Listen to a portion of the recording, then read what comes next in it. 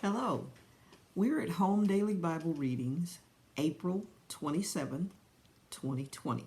This is for Sunday school. So each day for Sunday school, we read a set of scriptures that lead us up to the Sunday school lesson. So this is Monday, April 27th. God promises restoration of Israel's fortune. We're in the book of Deuteronomy, chapter 30, verse 1 through 6. In order to be able to get to this, why God is promising them fortunes, you have to go back to chapter 29. Moses is talking to the people and saying to them that God, you have made a covenant. You have joined in an agreement with God.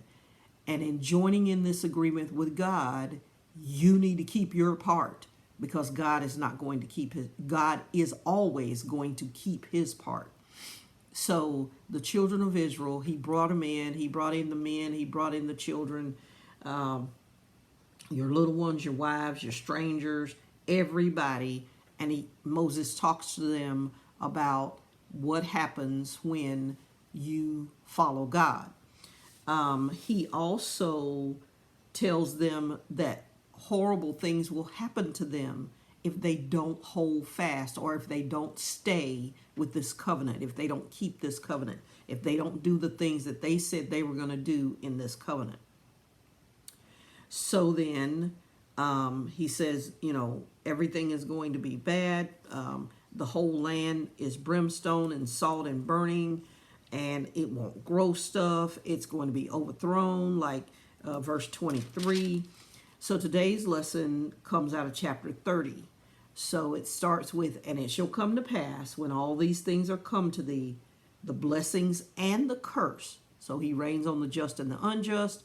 He's saying that when all of these things come to you, he has, which he set before you, you shall call them to mind among the nations, whether the Lord your God has taken you, and shall return to the Lord and obey his voice. We see that again in 2 Chronicles, where it says, if my people who are called by my name would humble themselves and pray and seek my face and turn from their wicked ways, then will I hear from heaven. I will forgive their sins and I will heal their lands. So it is relevant for today. It is still relevant now.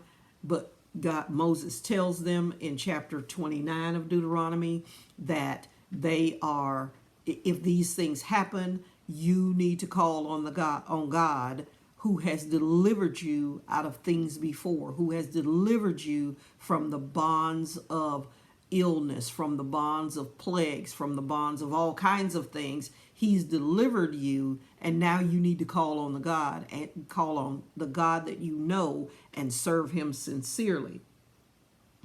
Then the Lord will turn your captivity and have compassion upon you. This is verse 3, and will return and gather you from all nations.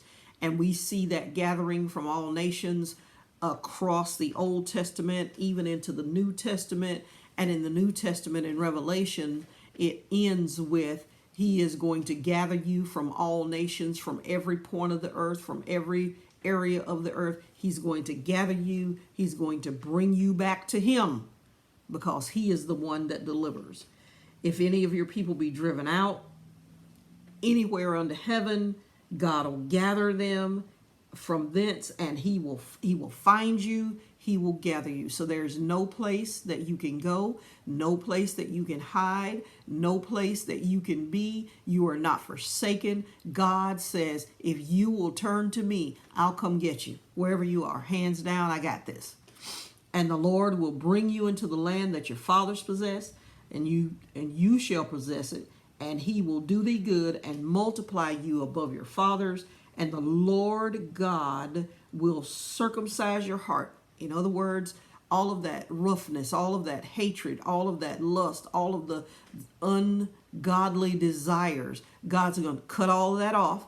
Like cutting a piece of meat, he's going to trim off the fat, trim off all that stuff. He says, I will circumcise your heart and the heart of your seed to love the Lord with all your heart and with all thy soul, that you may live. So we ought to love the Lord. That's one of the Old Testament commandments, one of the commandments that we should follow. Love the Lord with all of thy whole heart and all of thy soul, all of thy mind, all of thy might. With everything, we should love the Lord. And when we do that, the Lord will restore us to him. He will restore Israel back to him. Whatever we do, all we have to do is love the Lord with all our heart. God bless you.